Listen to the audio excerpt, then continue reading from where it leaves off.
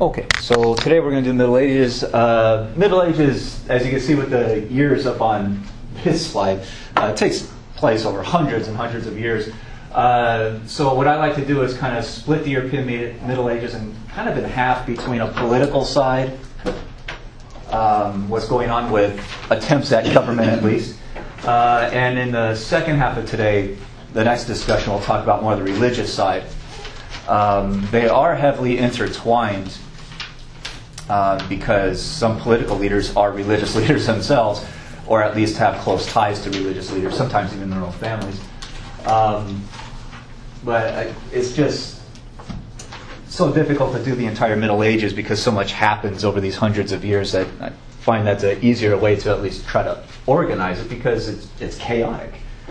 So we'll start today talking about the causes of the chaos and how basically government authority just breaks down completely. So there really, in many parts of Europe, there really is no government. It's everyone out for themselves. You can imagine what that leads to socially. And we'll talk about the emergence of new governments, especially in England, at least an attempt at governing in England and also France. And some other important things about the European Middle Ages, especially the pestilence, you might know as the Black Plague, and then the 100 Years' War, which is a giant political conflict between England and France. All right. So when we talked about the Franks last time, this is really where we ended up with. The Franks have this kind of large kingdom in the continent, in mainland Europe, from what is today France, going into like northern Italy and into Germany, and even getting kind of closer to Eastern Europe. That was the Frankish kingdom, eventually ruled by this Carolingian family, the Pepins, basically. So they conquered this whole place, and they organized it into 300 counties, and they're trying to run it. Their big problem, though, is that they get invasions, especially these Viking invasions from the Northerners, the Norse, or the Norsemen. And the Norse especially attacked the northern coastline at first, and the Carolingians basically are incapable of stopping those attacks, of protecting the countryside. So after 100 years of this or so, starting about the late 800s going to the 900s, Carolingian authority really collapses. Their big challenge is this foreign invasion, these hit-and-run attacks, and they can't stop it, so the Carolingian government is basically irrelevant after a few decades. It just doesn't matter.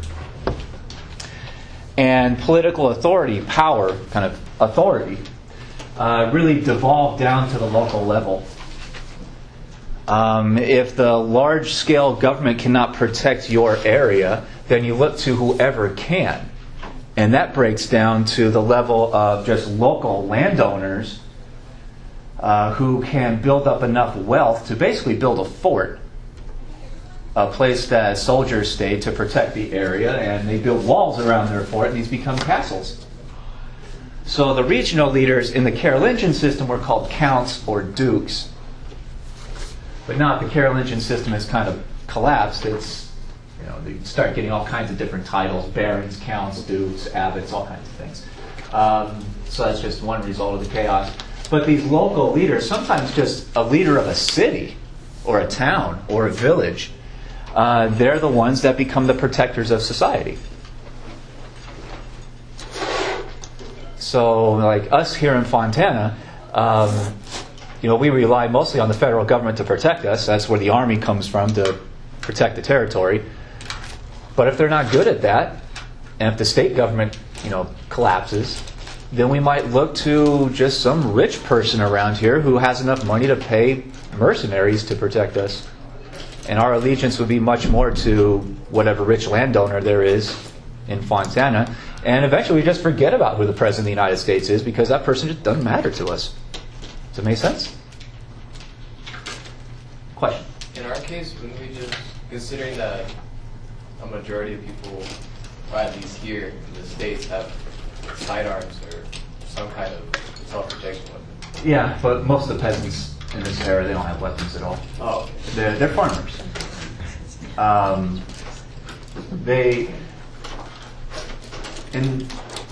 Weapons back then are like a sword or a bow and arrow or something like that.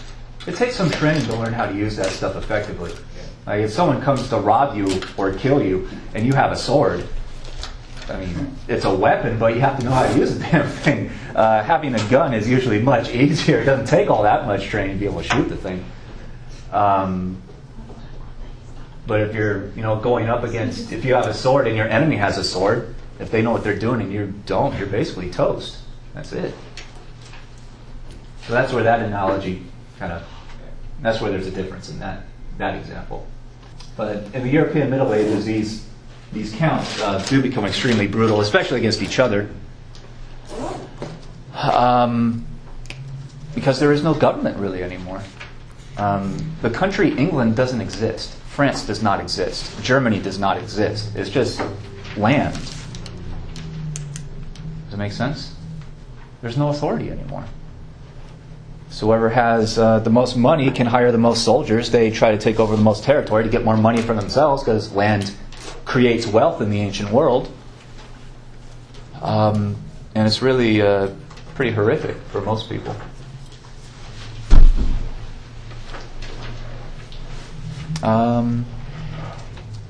And eventually, some people that don't even call themselves counts or barons or anything like that can take control of territory just if they have some money. Because if they have money, they can build a fort, which becomes like the landowner's residence, and that's where soldiers are. They build walls around it to defend themselves. And they become known as castellans because they build castles. Castellan is really just a castle owner. And castles are huge investments. They're some of the biggest buildings built in this time in Europe. And they get built all over the place. And these two pictures are from England, but they get built all over the Germanys and Italy and France and Spain. It's just everywhere. As local leaders try to take control over areas and protect themselves. So oftentimes it does. You don't have to be like officially appointed by the Carolingian family to gobble up a bunch of territory. It's just if there's an opportunity there and you're a violent enough person to be willing to kill others and steal their territory and make it your own and protect it, then they become powerful families. Does that make sense? And for the vast majority of the population, they're just farmers out there. They're just looking for whoever can possibly protect them on any level from being attacked from outside. So a lot of times peasants, they don't really care who the castle owner is as long as he's like a decent kind of person that doesn't totally oppress them and brutalize them all the time. Then they might think about trying to overthrow him, but he's a warlord basically. Yeah. And then do these castellans get taxes from the farmers? Say again? Do the castellans get taxes from the farmers or some sort of... Well, the taxes, we'll talk about in a little bit. It's mostly labor because the peasants don't have money. They're on the edge of starvation almost the whole time for hundreds of years. So you can't tax them in money, you tax them in work. We'll talk about that system as it gets built and it becomes known as feudalism. And the castellans, well, if you're a castle owner and you're kind of a guy that has maybe 5 or 6 kids and a few of them are boys, I mean, you'll train your boys how to fight with weapons to defend your family. But that's not enough soldiers. So the castellans often go out and just look for anyone who has military training, who knows how to use weapons, and put them on the payroll. Offer them a room in the castle, a place to sleep, maybe a little house if this knight, this warrior, wants to get married and start his own family. Basically offering protection and a paycheck, usually in food, to anyone who knows how to fight. And these guys become known as knights, after a Latin word. But these are not the kind of Disneyland knights that you've heard of where, they're all honorable and upstanding and nice guys. These knights are unbelievably brutal. They're really in it for themselves. They're basically mercenaries. They fight for money and protection. And just like all other mercenaries, really throughout all of human history, they're not very reliable. Because if you're fighting for money, what might you do if someone else offers you more money? Yeah, you walk away, go join the other side.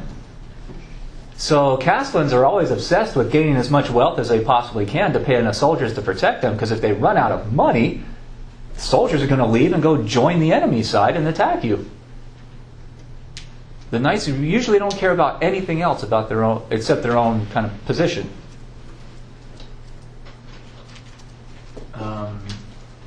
And the knights often become known for sometimes attacking peasants also. Unarmed, defenseless peasants.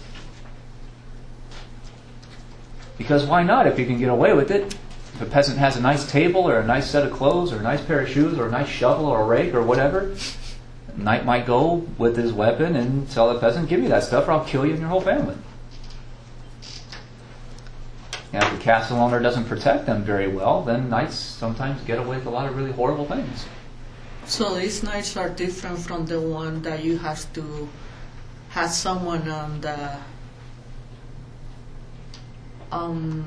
their father, if he was a knight, their son can be a knight. And usually a castle owner, if they have sons, they'll train them to be knights because they have money, they can buy the weapons, and they don't usually want their sons going out and being average farmers, so they keep the family special. Okay. So the sons will usually grow up in the castle mostly learning how to fight with all kinds of different weapons. Sometimes they might learn how to read and write, but usually not.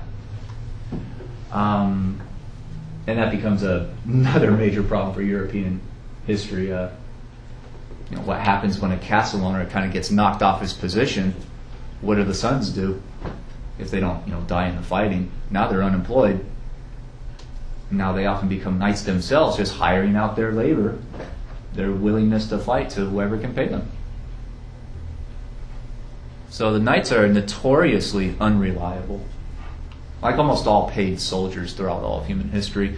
And I like this image up here because this is the knight basically taking a lifetime oath of loyalty to the castle owner, and would often have to put their hand on a Bible and promise to always, follow orders and whatnot. So the castle owners use religion to try to kind of bound their knights in service. And will eventually start doing that for the peasant farmers also. So in theory, there's a castle owner, and when he gets old and dies, his eldest son will take over the castle, take over all the land. And when the knight dies, the knight's sons will take that oath of loyalty, so it kind of the positions get inherited generation after generation. The same thing with the average farmers, the peasants. They'll take oaths of loyalty that is supposed to go for their whole life, but sometimes things happen. Does that make sense? Other questions? Nope. Okay. All right, and that gets us into the system called feudalism. Feudalism overall, before you write anything down, feudalism is the social, economic, and political attempt at hierarchy for stability in the European Middle Ages, because governments do not exist anymore. Can you say it again? It's a social, economic, and political hierarchy. So it's a social stratification. There's an upper class and a middle class and a low class.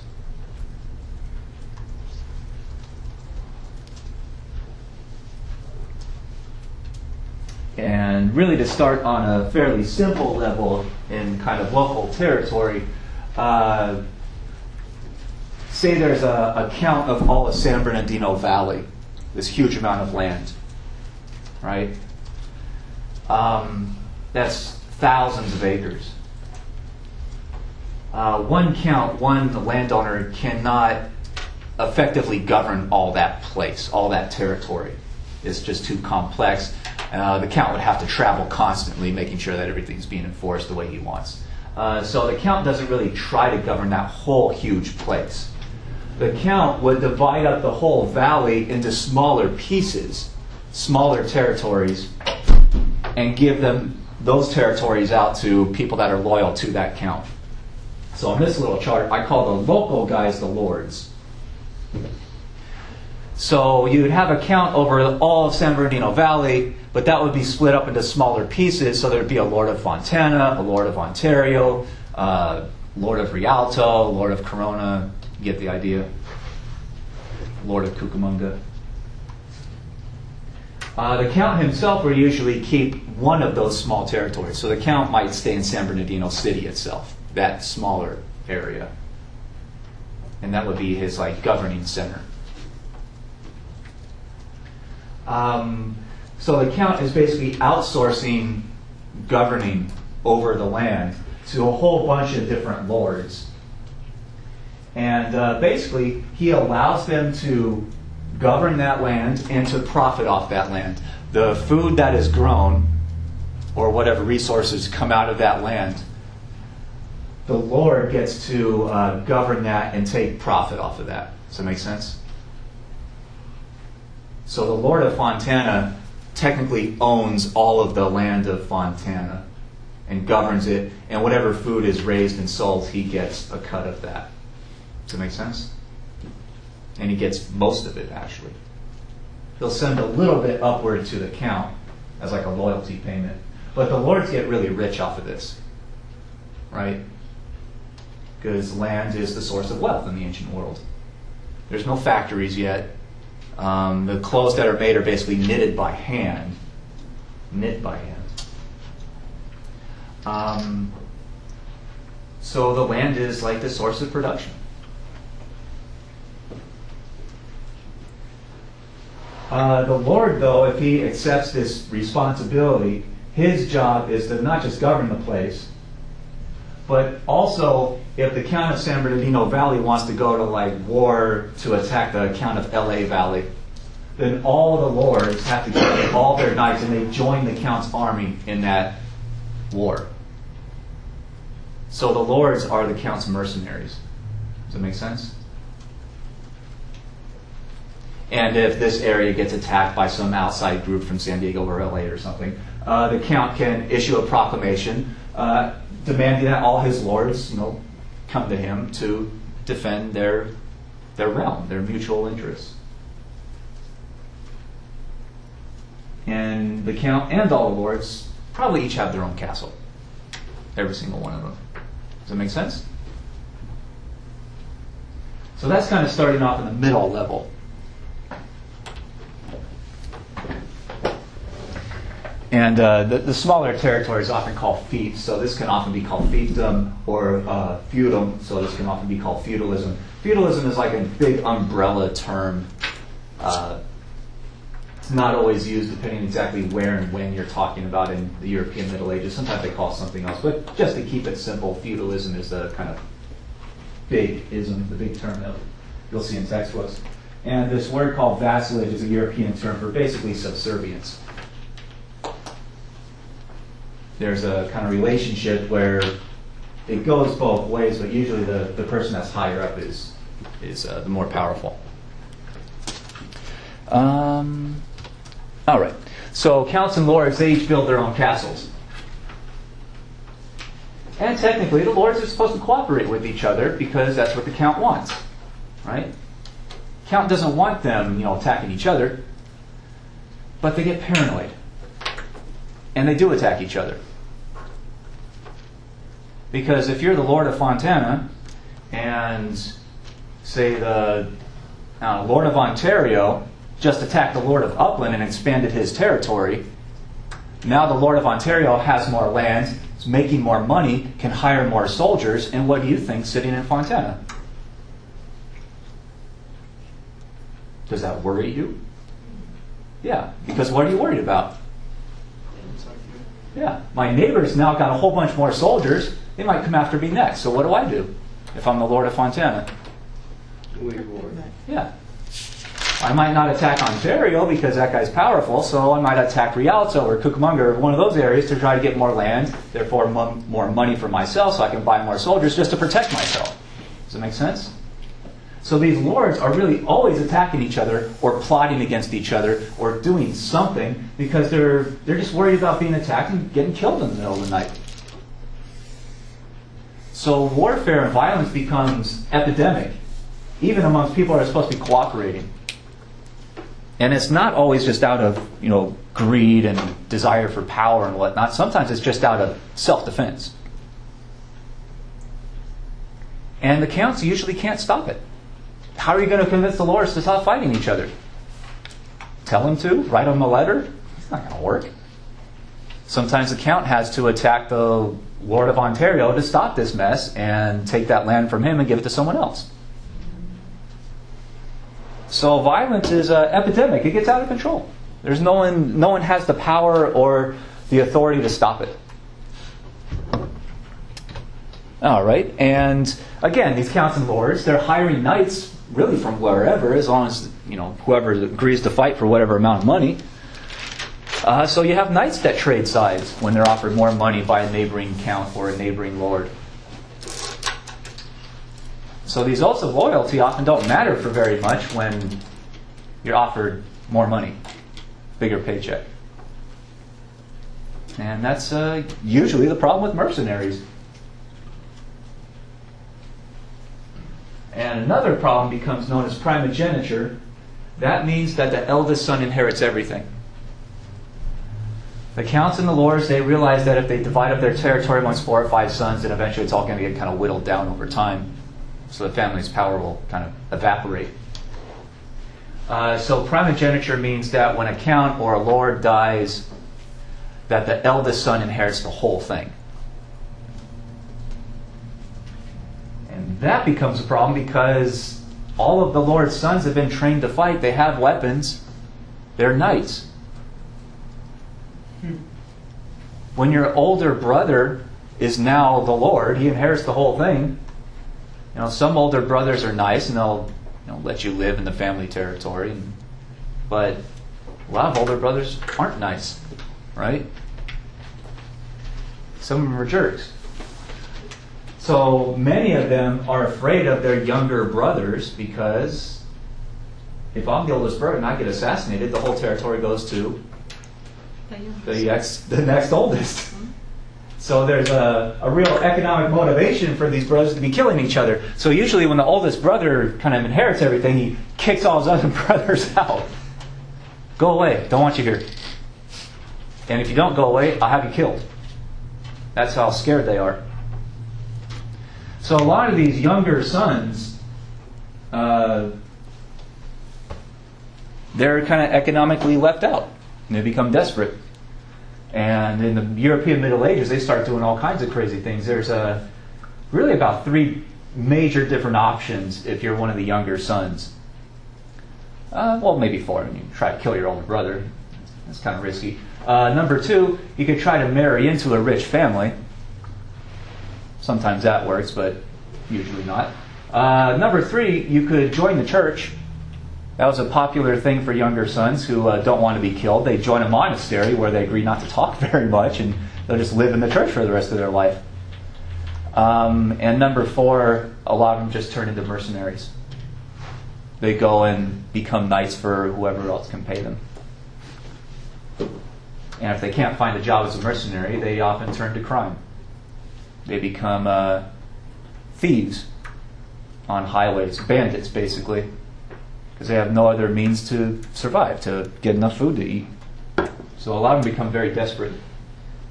Does that make sense?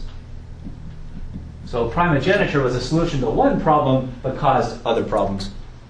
And once you get into the Europeans find the Americas, a lot of these younger sons will leave Europe and go to the Americas to try to conquer land so that they can become landowners themselves. So that feeds into the whole process of colonization eventually. But we're hundreds of years from that at this point. All right, so questions about the lords and the counts and the knights? Does all that make sense? All right. Next section is who's at the bottom. Most of us, the general workforce, like 95% of European society, are at the bottom of this thing, and they are the serfs or the peasants. They are the ones who go out into the farmland and they spend their time, digging in the soil and planting crops and harvesting. They're growing the food that feeds all of Europe. They do not work for money usually. Their deal with the local lord. So if you grew up in Fontana, you would, as a peasant, you would work for the lord of Fontana, and your family would take an oath of loyalty, basically. You work as a farmer because one family trying to grow food in all Fontana ain't going to work. It's too much territory. So the lord of Fontana divides up Fontana itself into smaller pieces, usually a couple acres or so.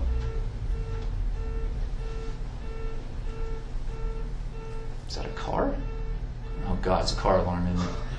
I ain't never gonna end. It's getting closer. Bitch.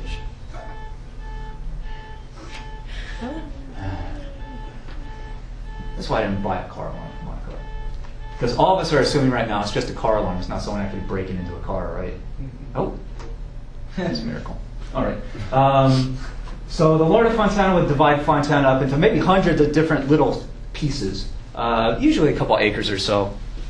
So if you live in like a suburban house in Fontana right now, you probably have about, if you go into your backyard, that's about 1/8 of an acre usually. So if you take 8 houses and combine them, all their backyards together, that's 1 acre, right? So the size of one kind of serf plot is usually around 2 or 3 acres. So that's a pretty large amount of land.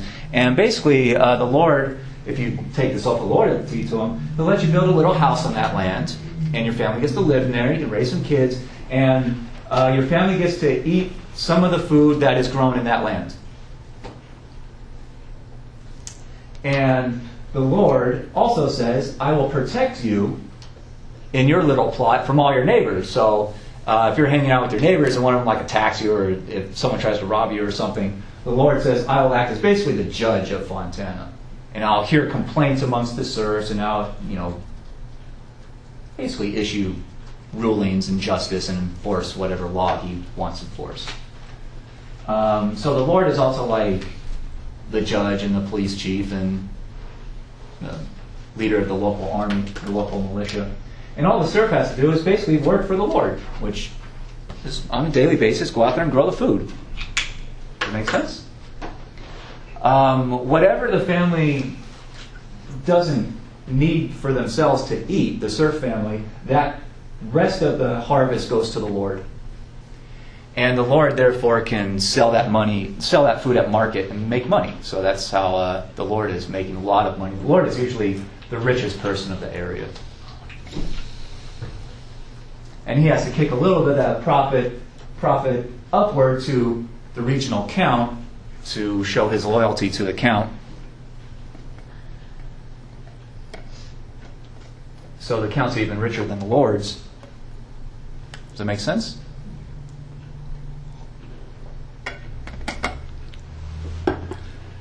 But the peasants, it might sound all right. You just go out to the land every day and you just kind of farm the place and everything's all right. But the peasants usually have no weapons. So if they do get attacked, the best they can do is, call up the Lord and ask for help. But if you survive being attacked, sometimes you're just murdered. Your stuff is taken. So the peasants have usually very little self-defense opportunity, which puts them much more in the pocket of the Lord. Some lords are not very nice.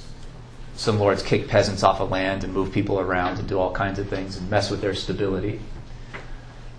Some lords take more food than necessary from the peasants. So most of these peasants are on a daily basis worried about having enough food to eat. Starvation is always near. They're living in pretty horrific poverty. And the peasants, in your house, you won't own that much stuff because you're not making money. You don't have money to buy stuff. So most peasants will not own a book. Books are basically worth their weight in gold at this point in European history. Peasant family might have a table and a couple chairs and a big pot for cooking stuff over a big fire. Maybe a bed made out of hay, maybe like 2 or 3 sets of clothes, and that's pretty much it. And remember, they're going out into the mud and the dirt every day and growing the food. So washing the clothes is not easy, in case you've ever tried to wash your clothes without a washing machine. It's not the simplest thing to ever do, and then you consider how much they're literally out in the mud every day. So it's a pretty tedious existence. And if you've ever tried farming, that's not easy. I mean, that's hard physical labor. It's a lot different from just growing a couple tomatoes or something in a backyard. It's hard back-breaking work. And they usually work until old age, and as long as their body could hold out. And they would hope to have a couple kids who could inherit their position, so when they got old, the kids would do the work as adults, and that's how this went for hundreds of years. Does that make sense? And they have no control over who their local elites are, who the landowner is, who the Lord is. A lot of times they have very little contact with the Lord. They just go out and do their work, depending on the season. Does that make sense? And they would just hope to live to see tomorrow. So they did so much farming work that even if they had books or something to read, they usually wouldn't have time in the day to sit down and try to learn how to read. I mean, farming is a kind of all-day kind of endeavor. It's not something that leaves you with a lot of spare time. Does that make sense? All right, so these people are always, they're in abject poverty and always on the edge of either being murdered or starving to death. And at the highest level, eventually, once you start getting these kind of national governments reforming after a few hundred years, when you get like a king of England and a king of France, eventually those kings, they basically start off as counts and they consolidate power. But those kings will eventually start making the claim that they are at the top of this feudalism system, so that they'll say that the King of England technically owns all the land in England, every single square inch of land. That's the king's personal inheritance from his father or his family. And since the king cannot govern all of England, it's just too big, the king divides England up into these little counties, right? And distributed them to his supporters, the counts, and then the counts break them up into smaller areas and give it to the lords. See how the system operates? So it's an economic system of subdividing the land. It's a political system of subdividing who's governing the land. And it's a social system because there's a kind of upper class and a lower class. And this is the best they can come up with in the Middle Ages for some amount of stability. And as we've talked about already, it's not very stable because these counts and lords are always attacking each other. And sometimes a few counts eventually get together and try to assassinate the king or start a civil war if they don't like what the king is doing. So it's inherently unstable, but this is the best they could do. Does that make sense? So, questions about feudalism at all? Yeah. Would the farmers ever marry into counts or lords? It's technically possible, but it's extremely rare. The lords and the counts, they start thinking of themselves as superior, right? And people born into wealth, they sometimes do that. If they don't have much contact with the average people, when they grow up, they don't want their kids marrying into the lower class, right? They view them as almost like animals. So the lords, the counts, and eventually the kings, they're going to be like the super wealthy, super powerful, 1% of society.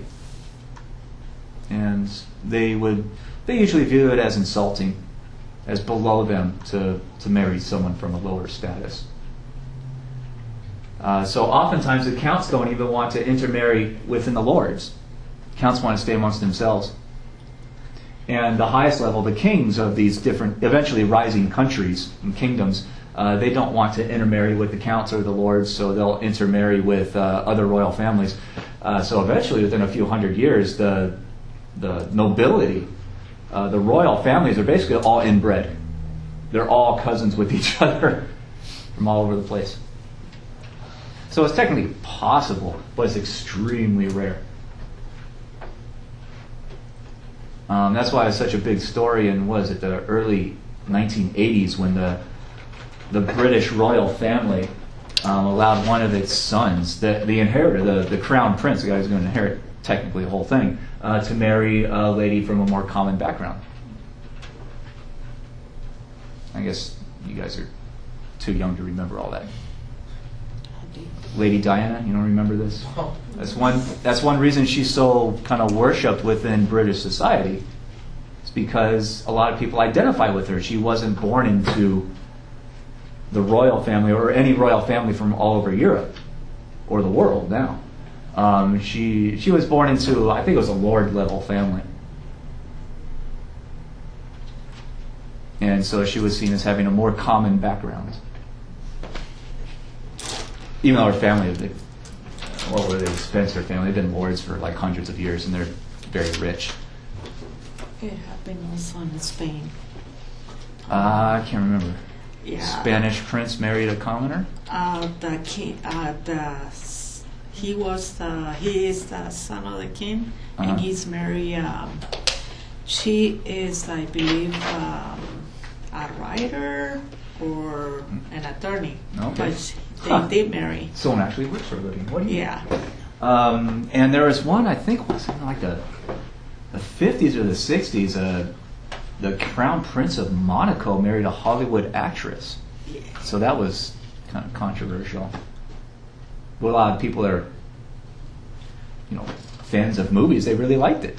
Because it's like the idea you can rise from a common background. If you get famous enough, you could marry into this level. It's kind of weird for us to think in the United States because we had a revolution against all this. The American Revolution basically says that this whole system is stupid. Everyone should be totally equal. That's why the American Revolution is so important. We don't need a king. People can vote and choose their own leaders. And that was a revolutionary statement a few hundred years ago. Because most of the world is run by this stuff, at least the European world, up till that point. I mean, just the idea that you don't need a king, people were afraid of it. Because eventually the kings will say, if you take the king off this system, then the whole system collapses and it's all anarchy and we're going to be eating each other's flesh in the streets, basically. Take the king out of the system, it's zombie apocalypse. That's what the kings say. And a bunch of the counts and the lords don't believe it because they want to keep this system in place because they're getting rich off of it. Right? So for the American colonists to say we don't need a king, we'll choose our own leaders, a lot of Europeans said, whoa, let's take a step back from that. But yeah. Other questions about feudalism? What's the difference between the counts and the lords? Well, when you look in textbooks, I just use these titles, these labels, to make it simple. It is way more complex than this in almost any part of Europe in any time in the Middle Ages. It's chaos. So some of them call themselves counts, some call themselves lords, wherever they are on this level. Some call themselves dukes or barons or abbots. It just goes on and on. So this is for simplicity. You can spend the rest of your life studying just what England is doing, or even Western England is doing in just a few decades, and who's in control of what land. It's that complex. So yeah. Other questions? Nope. Good with feudalism? All right. The biggest thing, though, to remember is that this is the hierarchical system where they try to rebuild some kind of stability for the long term. All right. Knights are mercenaries, as we talked about. Europe undergoes a kind of, at least for them, a leap forward in military technology. They invent a thing called the stirrup, which is something you put on a saddle for a horse that comes down and eventually goes around the horse's belly, basically. And it's a place you can put your foot. And this allows soldiers on horses to be able to stand up, because they are basically putting a kind of footstool almost on top of the horse. That's what the stirrup is useful for. And if you can stand up, you can swing a sword or shoot a bow or a crossbow. That means you are a mobile soldier, moving faster and hitting harder than soldiers on foot. Without the stirrup, you had to somehow try to keep your center of gravity while the horse is moving and be able to swing your sword or do whatever you're doing as a soldier. And it just wasn't very useful. So the stirrup is a giant leap forward for European military technology. And eventually these knights, especially the ones on horses, if you're a soldier on foot and you're being attacked, the first thing you want to do is kill that guy on the horse, right? Because they're the most dangerous enemy. So eventually the soldiers on horseback will start wearing armor, metal, to deflect sword attacks or bow and arrows or something. So the soldiers on horseback, basically, they become cavalry. That's what moving soldiers are. Soldiers in motion that attack and hit hard, move fast. And when they put on the armor, they become like tanks. Just a few soldiers on horseback with armor can plow through a bunch of soldiers on foot like a tank, just running people over. So they're very powerful. But they're also very expensive. You have to train the knight how to ride the horse and how to attack on horseback, and then you have to give them all the armor. So it's a higher level of investment for castle owners to outfit these soldiers. And that means that the richer counts and lords, the ones who have the most money, they build the strongest armies and they dominate.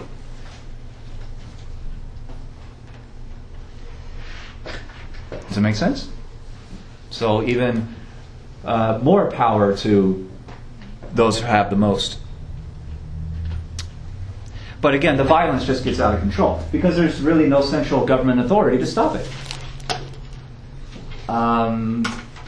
Even when one guy in Paris is calling himself the King of France, a lot of people out there in the French countryside don't really care what he says. They're going to do what they want. Especially the counts and lords. They just keep attacking each other, and they're always after land. Because land creates wealth, wealth creates power. Does it make sense? The more land you have, the more money you make. The more money you make, the more soldiers you can buy. The more weapons you can buy. And that's still true today with big governments. Almost always the countries that have the biggest economies, that can get the most tax revenue from their people, they tend to have the most military power. Because they can use that money to buy soldiers and weapons, and they dominate their neighbors.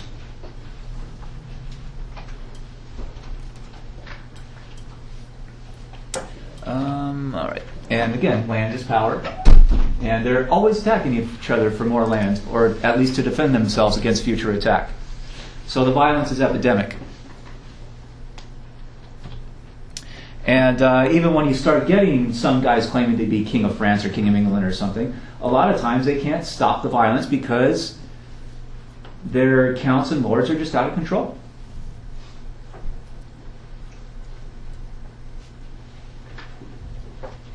It's more of a risk for a count or lord. It's riskier to follow the king's orders to stop the fighting, because if you stop fighting, then you might get attacked.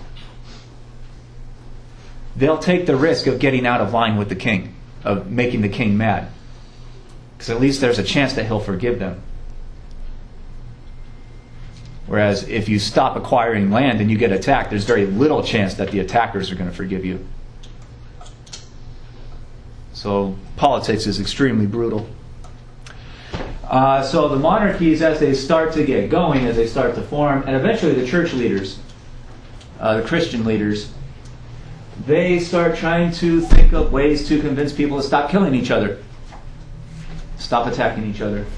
And they'll just look for anything possible, and they'll try all kinds of things. And they'll stick with the ones that work and abandons the ones that don't work. Oops.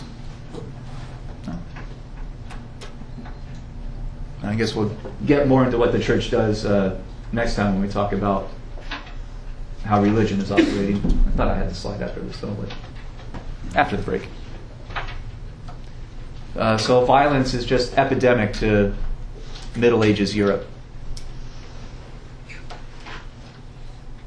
And because people are much more focused on just daily survival, even the counts and lords, most of them don't know how to read very well. A lot of them don't know how to read or write their own name at all. And so you get the rise of a new dark age, because people start reading, they stop writing, they stop leaving behind documents that historians can read to figure out what's going on in their societies.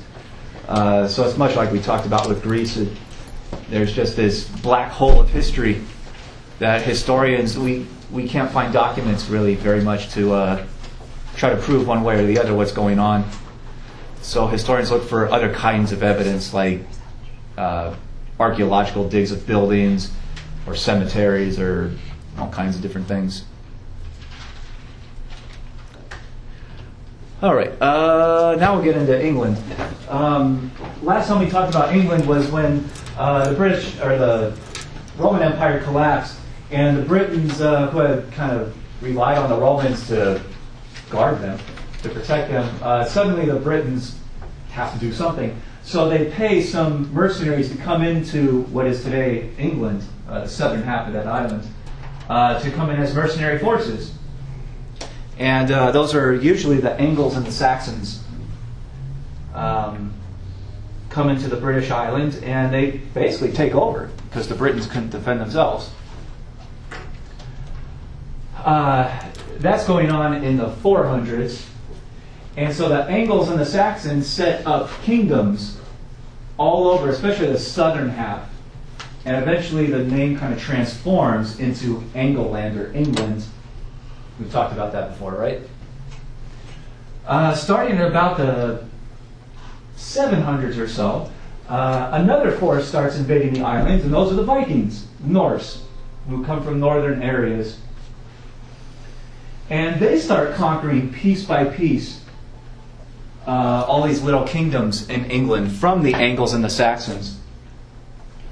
And the one king that can kind of stop this invasion piece by piece is way out here in this western area called Wessex. And his name, he becomes known as Alfred the Great in the late 800s. He's basically the only Angle king or English king that can get enough soldiers together to fight back and defend his territory. And later in his life, his armies go out and they push the Vikings further and further east toward the coastline to try to reconquer what is today England. Does that make sense?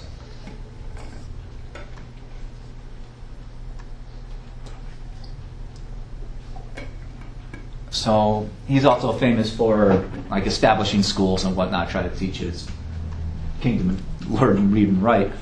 So he's kind of seen as an educational and artistic kind of builder. But he's most famous for the military defense of the realm.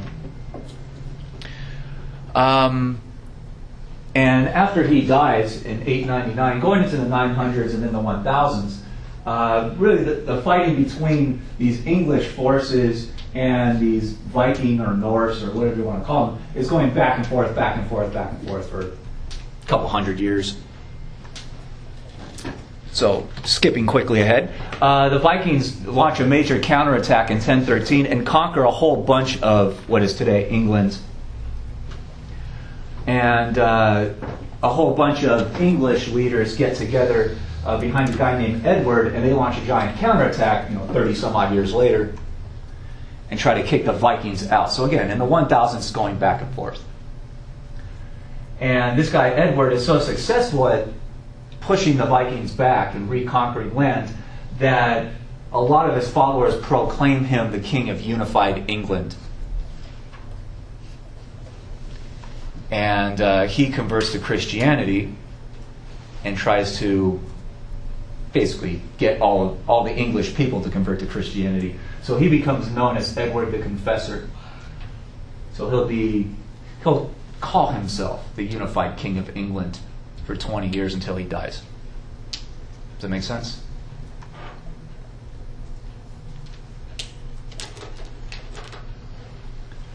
So this is the kind of the beginnings of a unified English monarchy, a king of England that will try to govern the whole place. He's not always in charge of the whole place because he's having trouble very often keeping control of his counts and lords all over England. So they're still fighting each other. But this is the very kind of nascent beginnings of a centralized government. Okay, and when Edward died in 1066, he didn't have any clear heirs. He didn't have any sons. So there are several different guys who will try to fight it out to become the next king of England. One is, I think it's his younger brother named Harold Godwinson. There's another guy named Harold Hardrada. He is basically a king of Norway. He's one of the Viking kings. So he's going to launch an invasion and try to conquer all of England and make himself king of England. And there's a third guy named William who's down in what is today France. It's basically a nephew of Edward. So it's going to be basically a three-way civil war. Does that make sense? And it's really simple to remember what happens. Godwinson is kind of proclaimed the official king by the counts and lords in England. Hardrada invades. He's a Viking. That's what they do.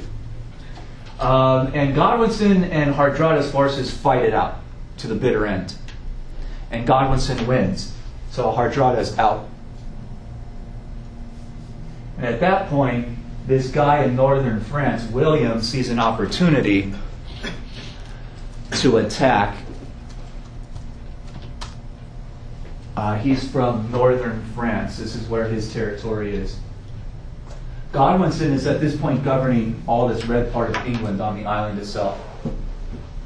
But his army is exhausted from fighting the Vikings. So William sees an opportunity. If I launch an attack, I can probably win and take over all of England for myself. And that's what he does. So this becomes known as the Norman invasion because they leave from a place that is today known as Normandy. And they sail up to England and they invade. And there's a big battle where William and Godwinson are both there. They're leading their armies. And William's forces win. And he actually executes Godwinson right there on the battlefield. And picks up the crown and crowns himself King of England. So he becomes known as William the Conqueror.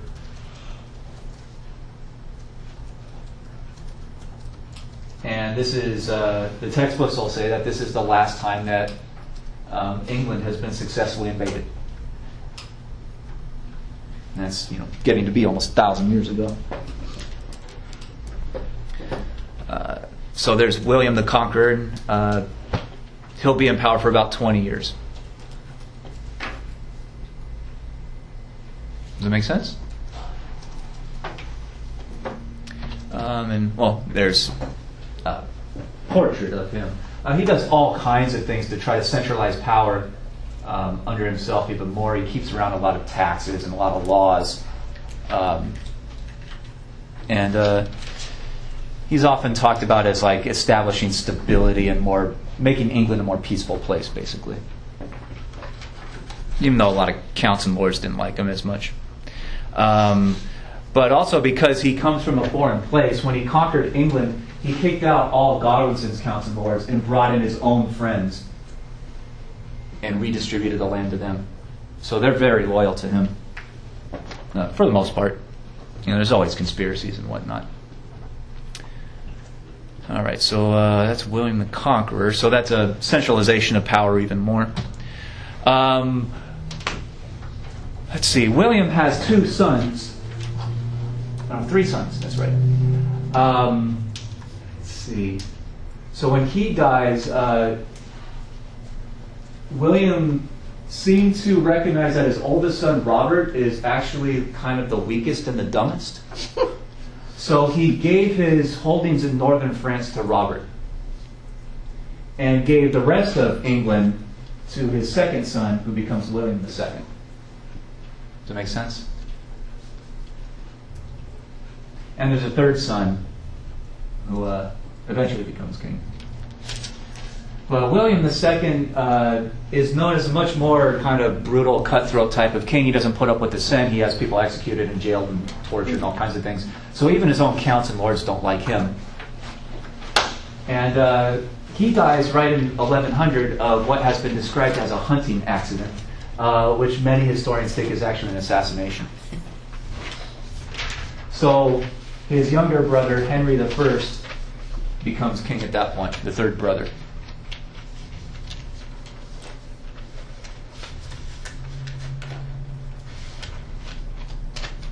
And the next problem is that he governs for stability for the most part. He'll have a child, but that child is a daughter. That's the only kid he has. And in this very sexist time, no one really believes that a woman can actually run one of these governments like a warlord, because these kings have to do horrible things to other people. And the accusations that women are too emotional and too kind of physically weak to really enforce rigid control like a dictator. So when Matilda is going to be crowned queen, Robert is long gone. He's dead by this point. But he has a son named Stephen. And from northern France, Stephen issues an announcement saying, we can't let this woman take over the government. So because I am the son of William I, oldest son, and I should be king of England. And he raises an army, and those two will fight each other for decades. Does that make sense? And the dukes and lords and counts and barons and whatnot of England have a choice to make which side they're going to choose. And they go back and forth. They basically say, if I'm going to join your side, then you have to promise if you win, you're going to give me a bunch of lands. So they're playing both sides off against each other. And it's a stalemate. There is no winner of these wars. Neither side can gain the upper hand. So the eventual deal that is struck is that Stephen will be proclaimed king of England, but Matilda's son will be the heir to the throne. Does that make sense? All right. And Stephen becomes king, and he dies the next year. How did he die? I can't remember. I think he got sick, but I'd have to look that up. Poison. Yeah. Maybe, but he died. Get sick. So after 20 years of fighting, he got to be king for a year, and that's it for him. So after all that, Henry II becomes the next king. And Henry II, he has a kind of brutal reputation. He crushes dissent, and even amongst church leaders, even amongst some of his own friends. So if you ever, like in high school or something, when I was in high school at least, they used to show us this movie called Becket all the time, about how Becket was a church leader, and he was the king's friend from childhood. And but when Becket stood up and tried to make the church independent of the monarchy, then Henry II had him assassinated. So he's willing to kill his own lifelong friends in order to keep power for himself. So Henry II is often described as a pretty brutal dictator. He'll be around for decades. It's usually tough to take out one of these kings. Another thing that's important for Henry II, he's inherited not just all of England, but because he comes from this family that came from Normandy, he's also inherited a whole bunch of northern France. And he gets married to a lady who inherits a bunch of western France. So as her husband, he takes over that. So he owns all this stuff in red. He owns half of France, theoretically, as a, Count of Aquitaine or something like that.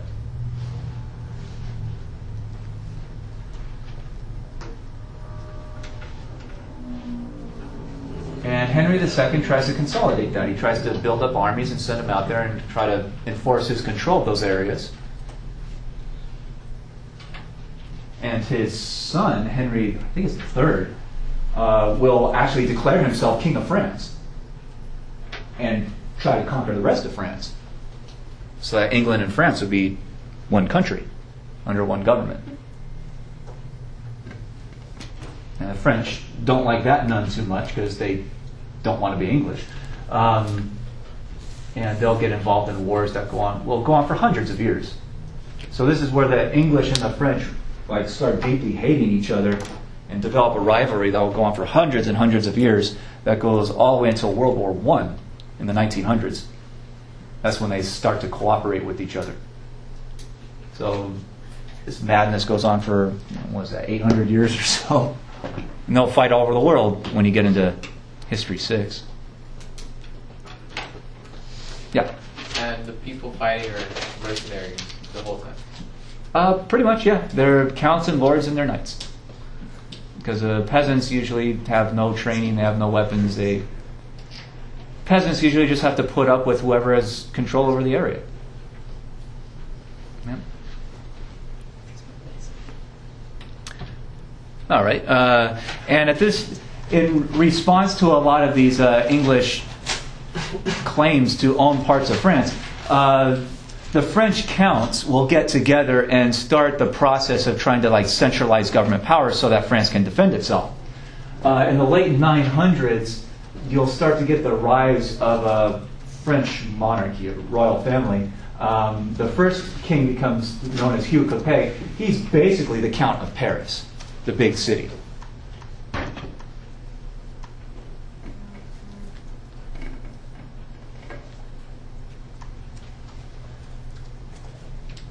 So Hugh Capet is Count of Paris.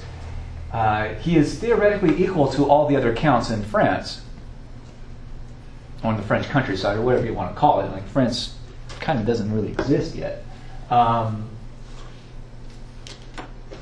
He's just happens to be count over the most important area, the big city, the biggest city of France.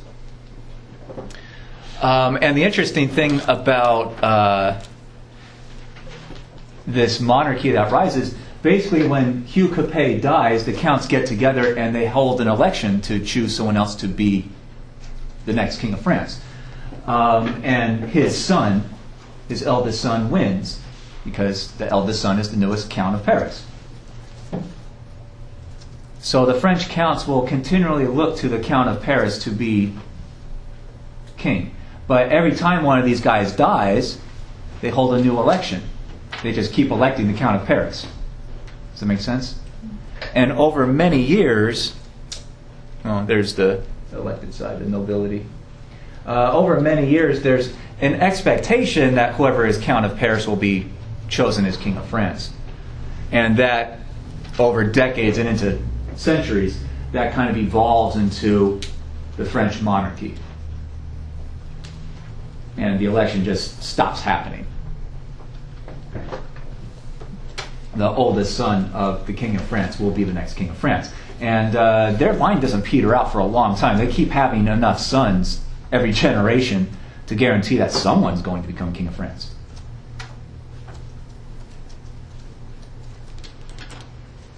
The problem for the French monarchy is that they are really the Count of Paris for a long time. And the other counts don't want to listen to that guy's authority in their own holdings. So there's rivalries between the counts, and a lot of the counts do not care what the king says. He basically says he's governing Paris itself, but I'm the landowner in this other place, so they're going to do what I say.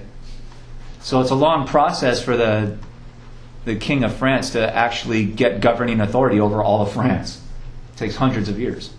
And a lot of political maneuvering and circumstances and whatnot that we just don't have time to go over.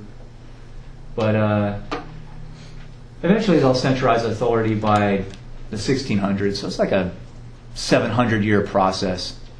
And the King of France by the 1600s will be probably the most powerful king in any European kingdom. But again, that's History 6. And again, the big conflict for the French is that you have English guys claiming, half the land of France, And this leads to systematic warfare that'll go on for a long time. So have to remember who he got married to and all that. And it's just, if we had time for further discussion, I guess. And so we talked about like England and France and how their monarchies get going. And those seem complex. There is no such thing as Germany or Italy at this point. What is today Germany and Italy is split up into hundreds of different small kingdoms and duchies and counties and all kinds of things. And this is even a simplified map of how fragmented Germany and Italy are. And they won't be reunified for a long time, until the 1800s. So there's no discussion of Italy. Italy is like a cultural term where the Italian-speaking people are. There's no government of Italy. There's all these different separate kingdoms. And they're all fighting each other. And same thing with Germany. Most textbooks at this point will call them the Germanies, because there's hundreds of them. And their infighting goes on and on and on and on and on and on and on for hundreds of years. So if you think England and France is complex, so going into about the 11, 12, 1300s, the population of Europe is actually growing, going into the 1000s, and growing fairly quickly. The food supply is increasing. They're figuring out kind of new ways of farming and whatnot. They're getting more efficient, and the climate is actually really good. But then in the early 1300s, there is kind of a climate change. The weather gets colder and wetter for longer periods of time during the year. So that shrinks the growing season. And because you're growing food in fewer months, that means you're growing less food. So famine hits Europe as the crops, the harvests fail in the 13 teens. And that will, every few years, will happen again and again for decades.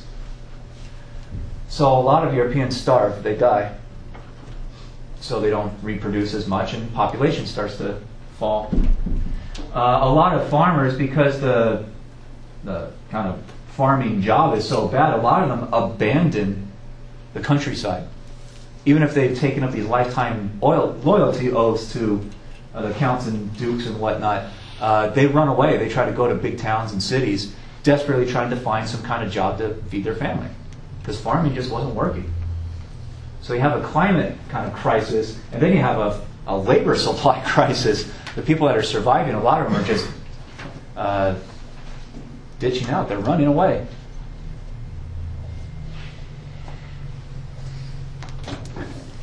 And an even bigger problem hits, a giant disease that seems to be spread mostly by kind of rodents. We think starts off in China. And because Europeans are already through the overland trails, the so-called Silk Road or the Spice Road that goes all the way through Persia and India and eventually gets to China, European traders are making it to China every once in a while, and they come back and they bring the plague back to Europe.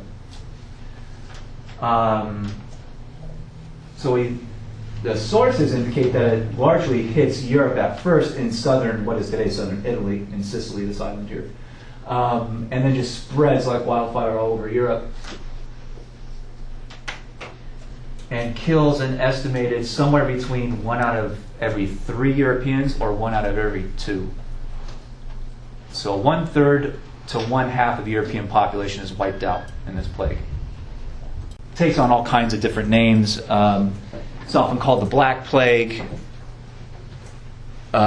because a person with the plague, they would get like blood clots under the skin. And the skin would literally start to change color. And you could see the blood clots under the skin. So that you'd get these black spots on your skin. And that's how you know that you got the plague. So it's often called the Black Plague. And you get these boils on your skin that they call buboes. So sometimes it's called the bubonic plague. And it would infect your lungs also, usually. So the process is you would get it and you would start seeing these things on your skin. and you would start having trouble breathing as it got into your lungs. And when a bunch of the buboes popped in your lungs, you would choke on your own blood and you would die. So it was a pretty horrific death, and often hit very quickly. It could kill you within 2 days. So you could be walking around Monday, no bad signs at all. You could be dead on Wednesday. Nice. Yeah, so it's that fast. And as you start to choke, you would start coughing, and that would just spread it airborne even more. The Europeans tried to come up with several attempts at figuring out how to stop this. They figured that one good solution was to simply pop the boils that start up on the skin to get the bad blood out, basically, and kind of try to cleanse the body. That usually didn't work very well, because when you pop it, the blood would kind of spurt, and that would infect other people that were around. So a lot of doctors doing this got sick themselves. And a lot of others just simply turned to religion. A lot of the religious leaders said that this is a message sent from God, that this society, all of Europe, is so sinful and violent that this is God's judgment. He's wiping out all the sinners. So a lot of people start going to church to try to get on God's good side, so that God would like them and wouldn't allow them to get infected and die. And of course, gathering together in large numbers in one place only helps spread it further. So a lot of church groups are completely wiped out because they're gathering together. And if one person's got it, it's going to affect everyone else. So it's catastrophic. Another word, they often call it the pestilence, which kind of means the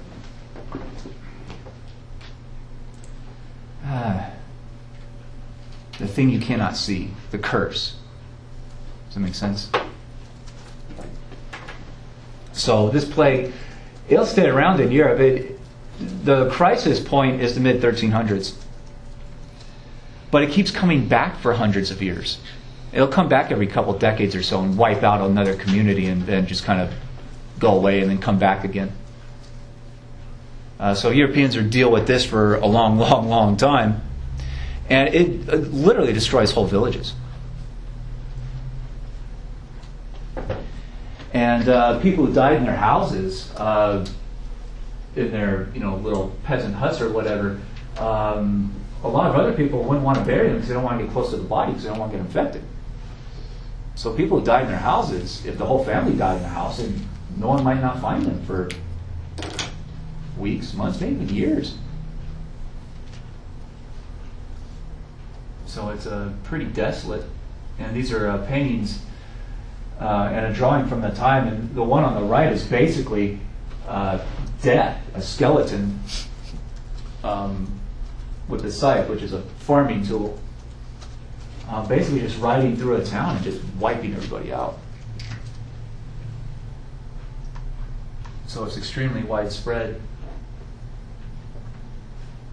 And Europeans, they didn't know what was causing it or how to stop it.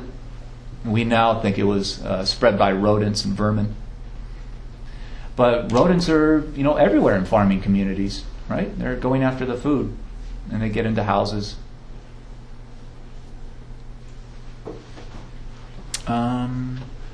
Okay, you don't have to write all this one down. This is how the next conflict gets started. So we already went through the Edwards real quick. Let's see.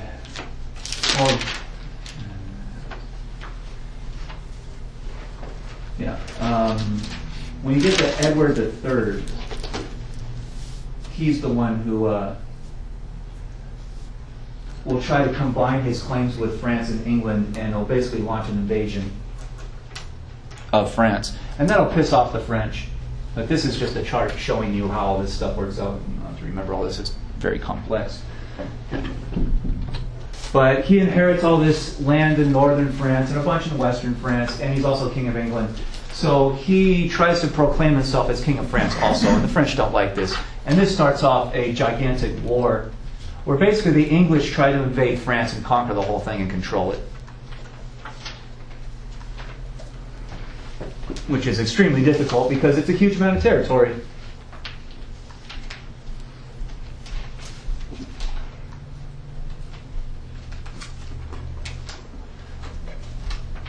And most historians basically argue that Edward III is just looking for excuses to conquer more land. So he's a lot like these feudal counts and whatnot that we've already talked about.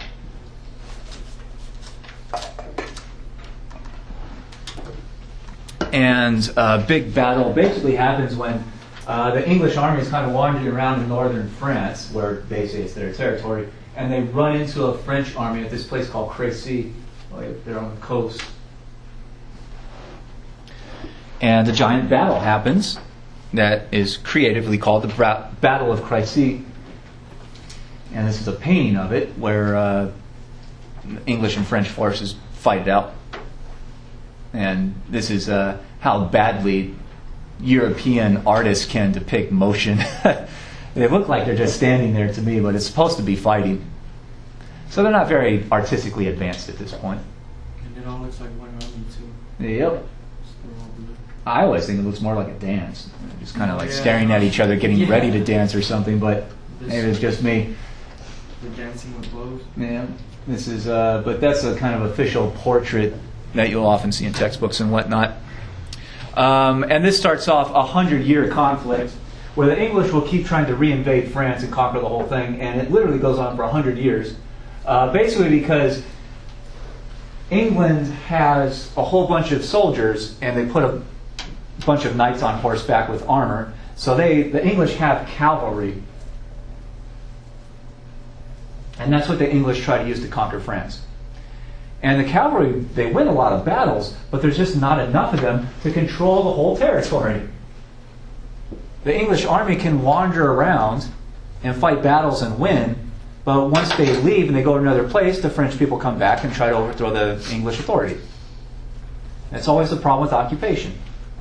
You can't have, even if you have a giant army, you can't have them everywhere all the time. So same thing that the Carolingians found out. The French problem, though, is they can overthrow English authority in little places, but they can never win the giant battle because the English have better soldiers. So the French usually just rely on kind of foot soldiers, general knights on foot. They're not on horse usually. So they don't have the, in today's terms, the firepower to defeat the English. But they have numbers, so it's neither side can overcome the other, and it goes on for decades. They're not constantly fighting battles every single year of the 100 Years' War.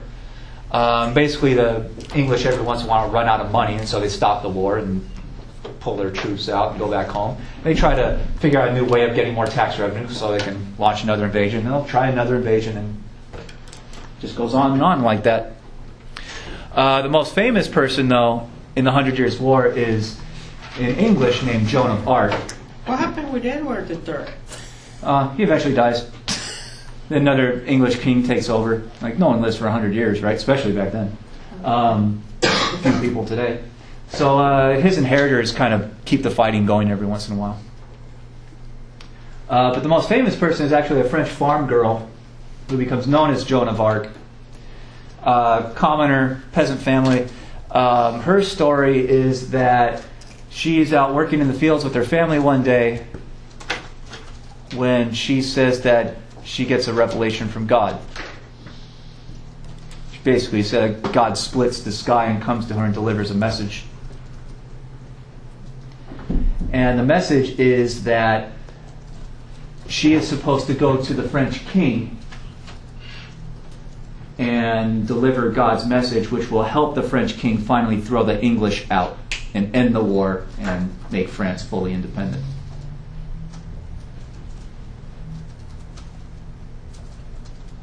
So she tells her parents this. They tell their neighbors, and this becomes a big story in her little community.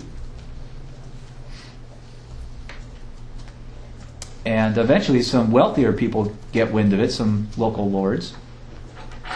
And they support this.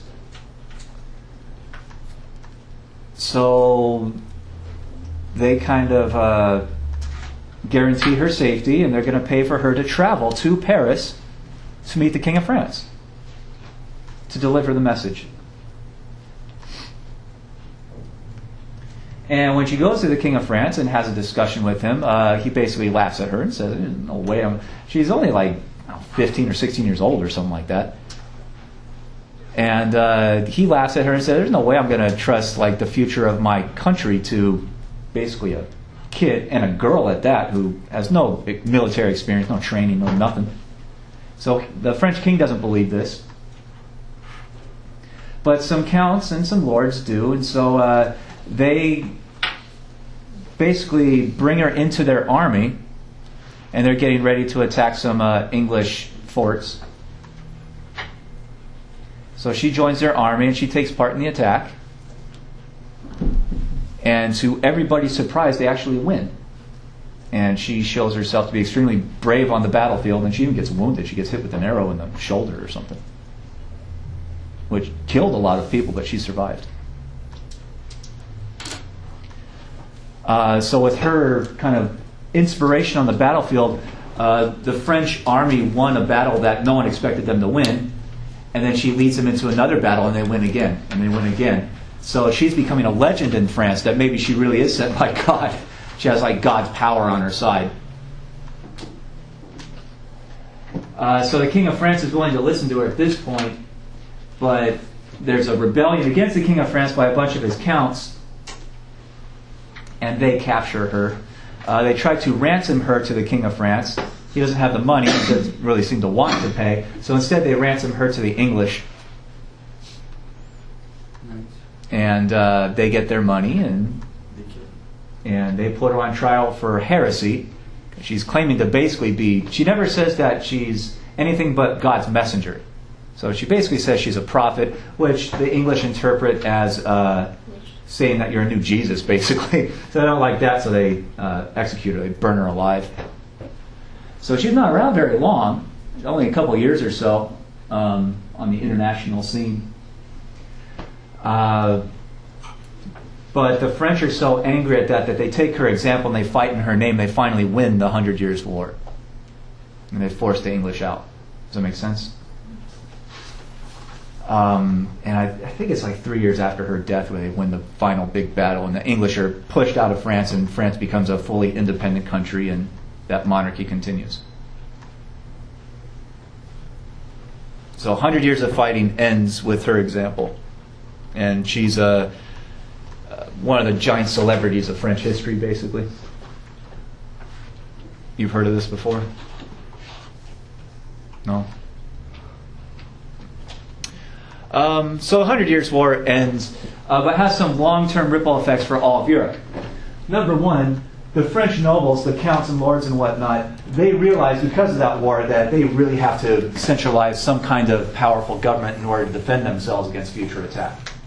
And they'll do that over hundreds of years to eventually, by the 1600s, the French king is amazingly powerful, where all the king has to do is show up in a certain place on a certain day, and whatever he physically says becomes law. He doesn't have a Congress or parliament or anything like that. There are no French elections. The king speaks, and his words become law. So that's a huge amount of centralized authority. But that's an ongoing process for France for hundreds of years, and it really starts at this point. Number two, the English monarchy is very damaged by this. They're humiliated because they lost their attempt at conquering France. And a bunch of the counts within England start a civil war against the English royal family. That becomes known as the War of the Roses. And that goes on for 30 years, and they just massacre each other. So England becomes unstable again for decades. So England is actually a very weak country with a lot of infighting as we end History 5 and we start History 6. France is growing in power. But the real source of growth at this point is really because those two monarchies are really distracted by their own internal problems. This gives an opening for a new monarchy in Spain to rise up.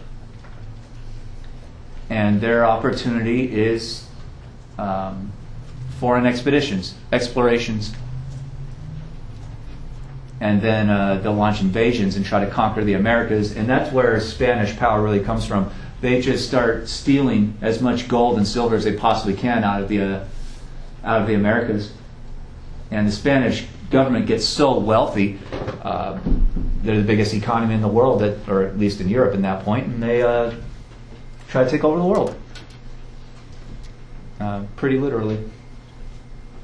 They definitely try to take over Europe. So going into history 6, into the 1500s, Spain is by far the most powerful country, at least in Europe, if not the whole world. And the Spanish king pushes everybody around.